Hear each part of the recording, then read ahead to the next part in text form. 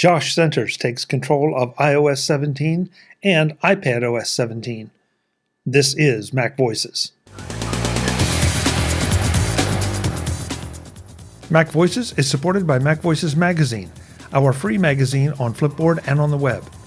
Want to cut through all the noise and find out what you can do with your Apple gear? MacVoices Magazine focuses on just that, aggregating the best how-to articles and information. Get it by searching for Mac Voices in the Flipboard app or visiting macvoices.com/magazine. Welcome to Mac Voices. This is the talk of the Apple community, and I'm Chuck Joyner. Folks, our parade of Take Control authors continues to address some of the new Apple hardware, the new Apple software, the system updates, and all those things. This time, and after entirely too long an absence, Josh Centers is here. Josh, it's great to see you. Thanks so much for doing this. Thanks for finally having me back, Chuck. I was afraid you forgot about me. No, I never forgot about you. I just know that you're wearing multiple hats now, and so I'm never quite sure about where you might be or what you might be doing. So, me neither. Well, that's good. Then fair game. So we're going to talk about your new Take Control book, or I guess a new edition of. I'm never quite sure when it comes to the system software, but this one is Take Control of iOS 17 and iPadOS 17. We've had these in our hands for a little while. Title. Well, really, we've had these in our hands for a little while now, and I feel like we're just finally sort of getting our feet under us when it comes to some of these things. There is expected to be a 0.1 update coming out very shortly as we record this. So with that, what are your thoughts on iOS 17 and iPadOS 17? Oh, geez. Yeah, what? Hold on, I got to check my book. What did they add?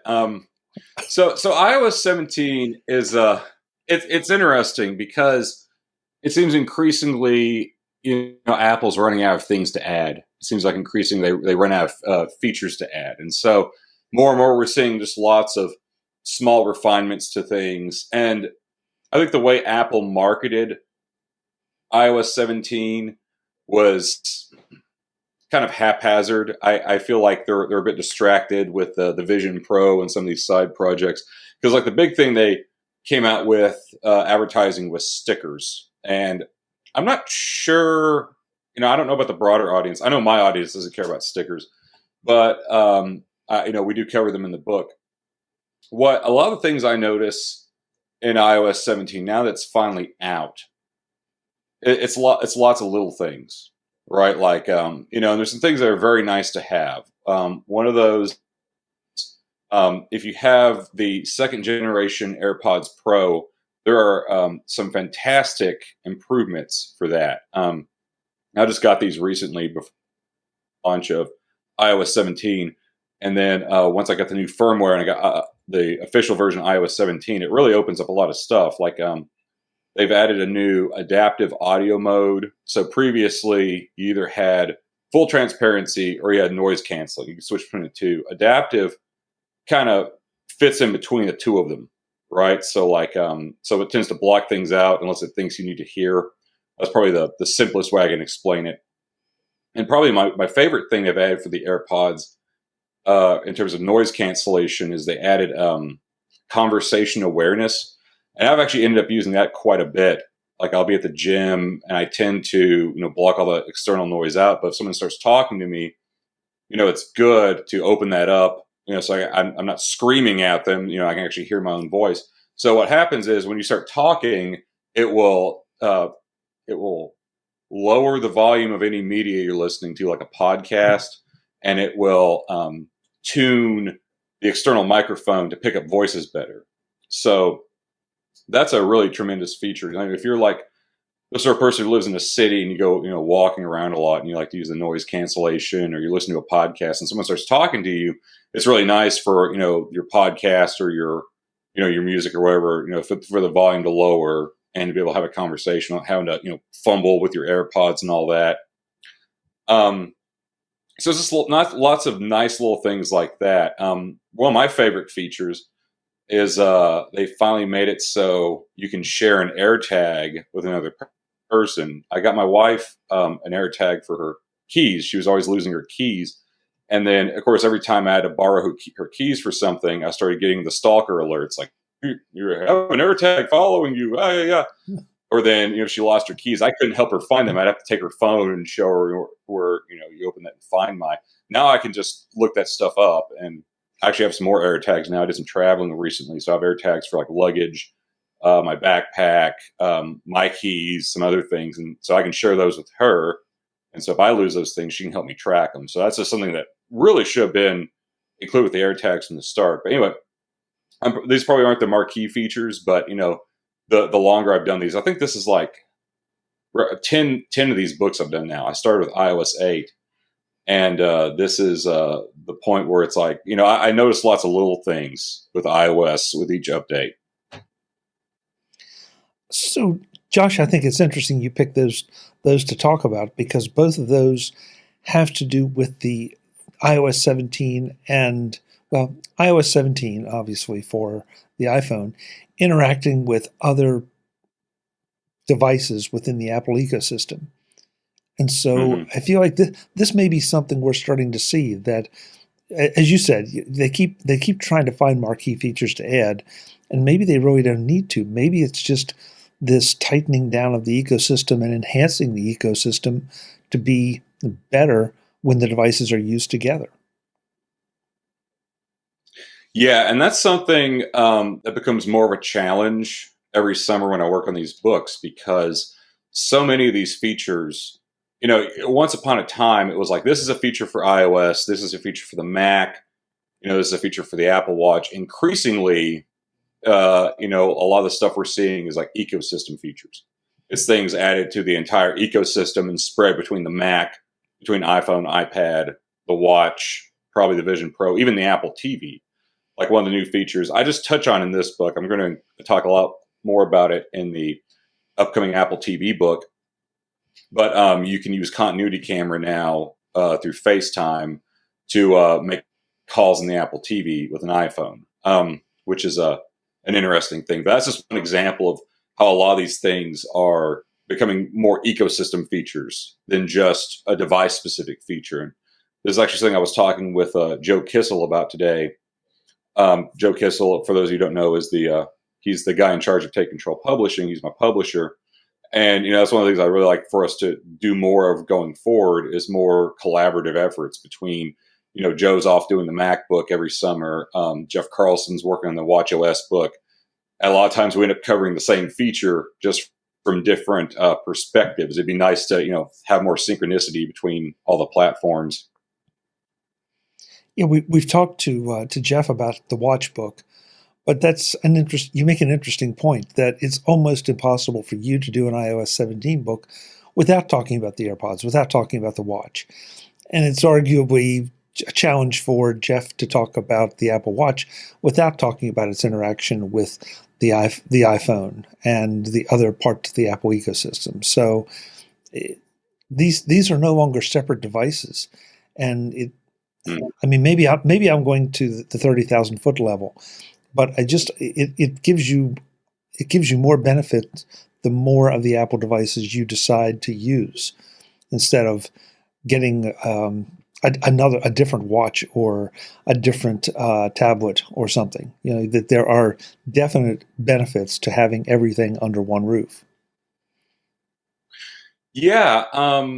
Well, it only makes sense that Apple leverages that, because I think this is one unique advantage they have, leaps and bounds over everyone else on, right? Like if you're a manufacturer selling an Android phone, or even if you're Google and you're maintaining Android, you can't really assume that your customer also has, a Google TV or an Android tablet. Do they still make those? A Chromebook? If you're Samsung, you can't assume, they might anyway, knowing Samsung, but Samsung can't assume that you also have a Samsung TV or a Samsung, I don't even know what Samsung makes these days, hair dryers. But, you can't really assume that sort of thing. And that's something, Apple, they sell you an iPhone, they're pretty sure they can sell you a watch at some point. They're pretty sure they can sell you AirPods at some point. They're pretty sure they might can sell you an Apple TV or at least an AirPlay compatible TV. So there's a lot of things Apple can push in the ecosystem that I don't think any of its competitors, such as they are, can do. Although it's interesting you say it's a benefit. Sometimes I find it a severe disadvantage.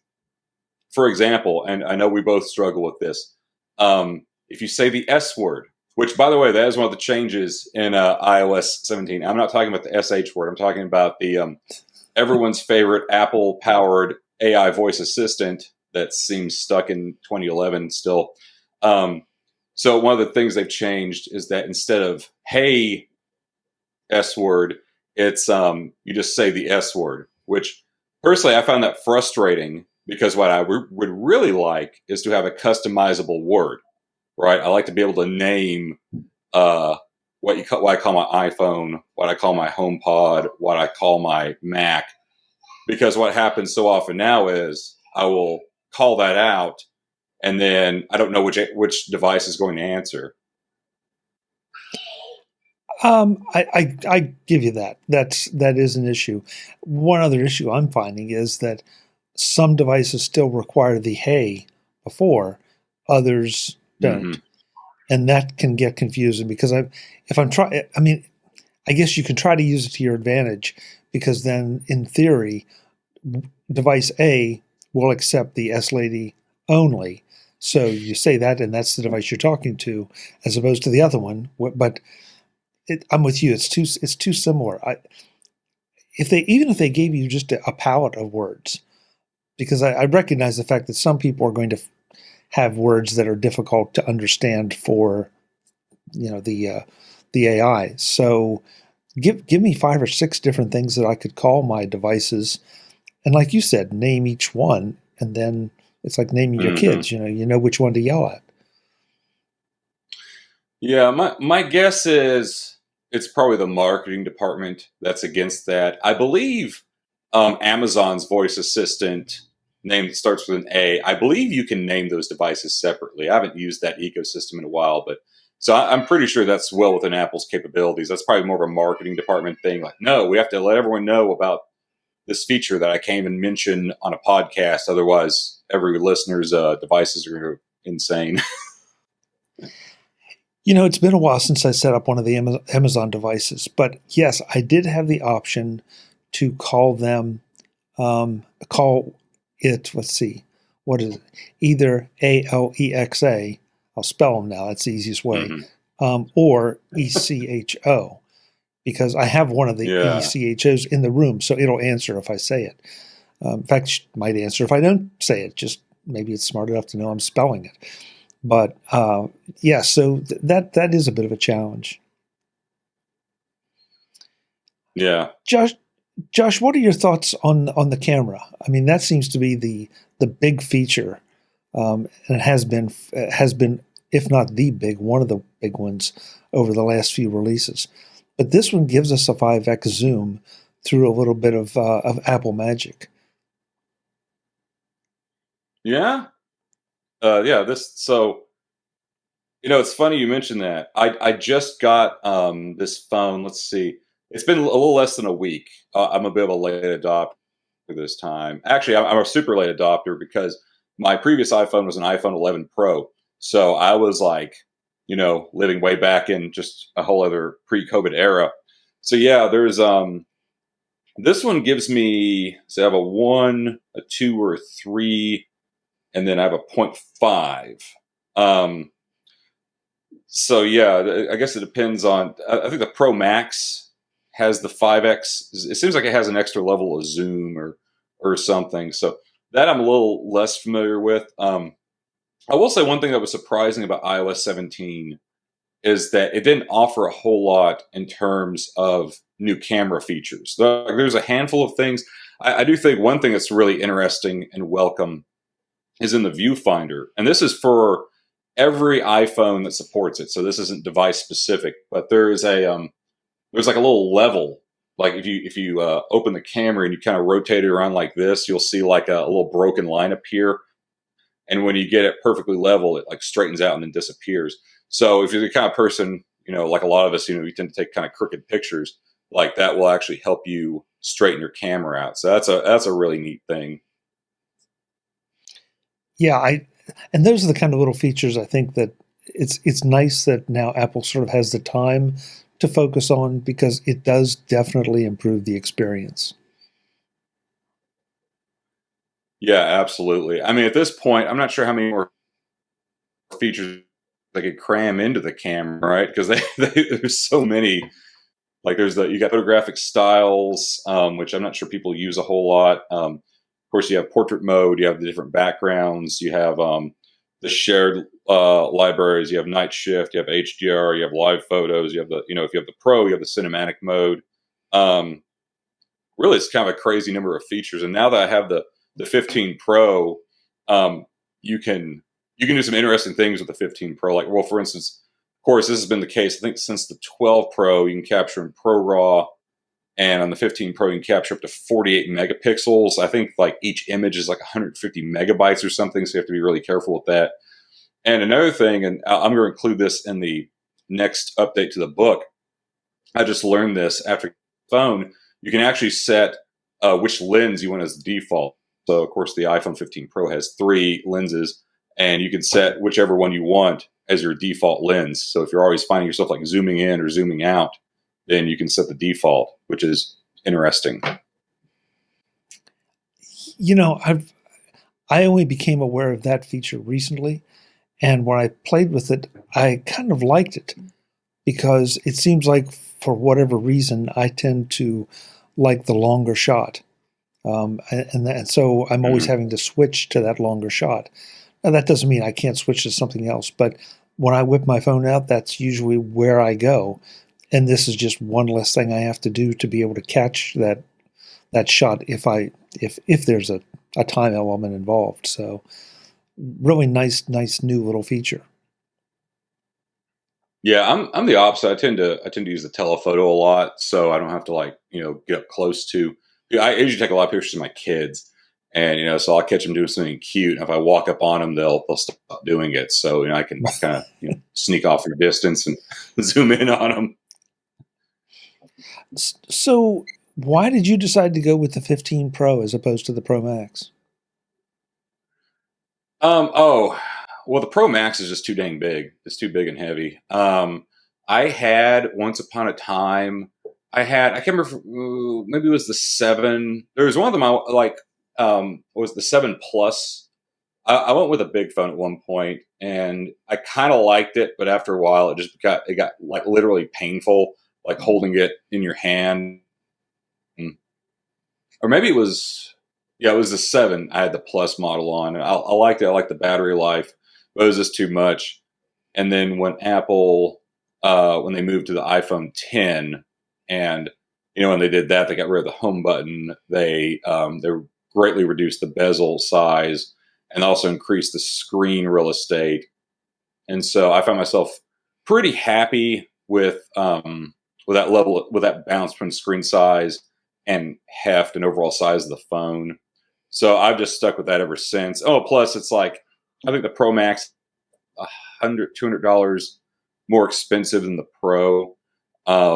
So I just, don't go for the super big phone. Also, I very nearly went with the iPhone, just the regular iPhone 15, because a big part of why I've gone with the Pro phones is for that telephoto lens. And until the iPhone 15, you had to get the Pro phone to have the built-in telephoto lens. Now, I may be getting this wrong. Joe keeps telling me I get this wrong, so hopefully I get it right this.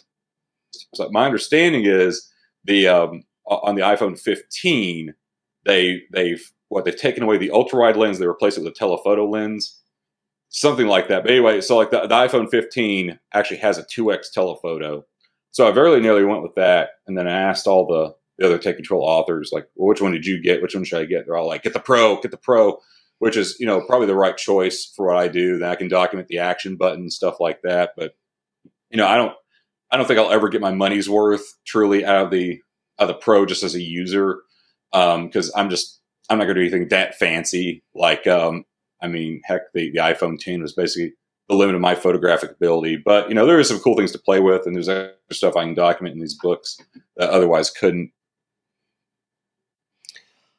Okay, so you mentioned the action button, and that's something I had on my list. I was anxious to hear your impressions of that and whether this is a step up, a step down, or just a step sideways. Honestly, I would say it's a step sideways. And I will be covering the action button in detail in the next edition of the book, which will be a free update. Hopefully, it will come out soon. So I find it a step sideways just because this is two reasons. One is I don't see why that's a pro feature. They literally just replaced a switch with a button. I don't think that cost Apple any additional money. That seems like strictly an artificial gatekeeping thing to me. But also, it's in the wrong place. Like I understand the simplicity of, we had this switch up here. We put a button there instead. However, for the reason that switch was there, because it's in a kind of hard to reach place, right? Like you wouldn't just switch it accidentally. So I find it actually really hard to press that. And I keep experimenting with like what I want to use the action button for. I tried using it for the flashlight, but like trying to just ergonomically trying to reach up here, and so it totally unbalances the phone when you do that, right? So like, you have to you feel like you're going to drop a phone to press that button. And of course there's a flashlight button like right there at the bottom, on the lock screen. So I didn't really find that very optimal. Right now I'm using it for color filter. I use a red color filter at night. The theory behind that is it blocks the blue light, and you're supposed to be able to sleep better. I'm not sure if that actually works, but it's something I've been experimenting with for a while. So I'm still playing with what you can with it. What is cool is you can set that to a shortcut. And there are some pretty impressive shortcuts out there that take advantage of the action button. Like if you can't decide what to program your action button to do, you can create a shortcut with like a menu. And so you press the action button and the menu pops up and you select the thing, which I think kind of defeats some of the efficiency of it. But it's, it's a neat thing you can do. Lots of neat stuff you can do there. I do want to comment very briefly on the interface. So there's been a lot of press around the interface for the action button. If you go to settings action button on the iPhone 15 Pro, the interface for the action button is completely over the top. It's very much a flashback to iOS 6 because it's a skeuomorphic view of the side of your iPhone, and then you swipe between the different functions you want the action button to do, and each one has like a different icon over it. So it's like it's super visual, super skeuomorphic. I just found it hilarious because Apple shifted so hard away from that sort of design with iOS 7. Everyone's like, oh, no more skeuomorphic, no more stitched leather and brushed aluminum. We've had enough of that stuff, and now they've gone full circle back, and I'm kind of curious why. But I don't know. What do you think about that, Chuck? Do you think the interface for that is? Do you like that, or do you think it's kind of nuts? It's funny, Josh, because I have a bad habit. Maybe it's a good habit. I'm not sure. Of just ignoring or not passing judgment on that kind of thing unless it gets in my way. And so I looked at it and kind of went, huh, and then just moved on. So I hadn't really thought about it as a callback to earlier versions. I mean, it communicates what each thing does efficiently, or at least I thought it did. And so as a result, I looked at it and said, okay, I just didn't think about it that much because it was functional. And so that's what you have better things to think about. Well, I don't know about that, but yeah, I mean, a healthy attitude. Well, and I'm not looking at it with a critical eye. You are, you're looking at it from a completely different eye. I just look at it, I guess, as is something functional or not? Are the settings where I would expect them to be? And and here you have something completely new, so they are where I expected them to be, and they communicated what they do. I went back to just having the mute unmute,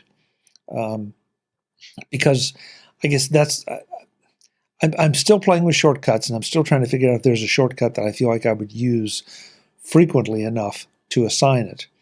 But I do miss the idea that I can I can reach down and don't have to press it to see if the ringer's on or not, as opposed to before. I could feel it and I knew whether it was up or down. Now I have to push it and see it. On the other hand, that I lost that, but I gained the ability to do some of these other things, and hopefully down the line assign more potential things to that button. So that's one I kind of feel, for me, I'm in transition on. Yeah. Honestly, I think the best possible use of that button is you can program it for voice memos, and you can press the button, hold it, and open up voice memos and start recording. If I used voice memos in that way, if I used like voice recording in that way, that would be amazing. So if you are one of those people, then I think the Pro is worth it, probably just for that button alone. I personally, that's not the way I like to take notes, but that's sort of like my observation from using it for a bit. I do think that's probably the single neatest use case, assuming you take notes with your voice. Hadn't thought about it. That's not a bad idea. That harks back to the days when I used one of those little handheld dictaphones that you could just hit the button on. Now you've got it so it'll record, but then I got to go back and listen to them, and unless I can get the S lady to transcribe them for me. So, Josh is back next time on Mac Voices to finish up our conversation about what's new in iOS 17, and then we shift to what's new in iPadOS 17. And Josh and I both have some strong feelings about how people are viewing their iPads, especially with the new operating systems. That's next time on Mac Voices. I'll see you then. As always, I'm Chuck Joyner. Thanks for watching. Visit MacVoices.com for show notes and to connect with Chuck on social media. Get involved in our Facebook group or like our Facebook page, and get more out of your Apple tech with MacVoices Magazine, free on Flipboard and on the web. And if you find value in it all, consider supporting us through either our Patreon campaign at patreon.com/MacVoices or making a one-time donation via the PayPal link on our front page and in the show notes of each episode. You will join these fine people who help bring you Mac Voices each month.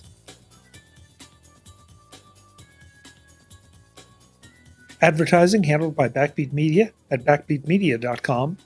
Bandwidth provided by CashFly at cashfly.com.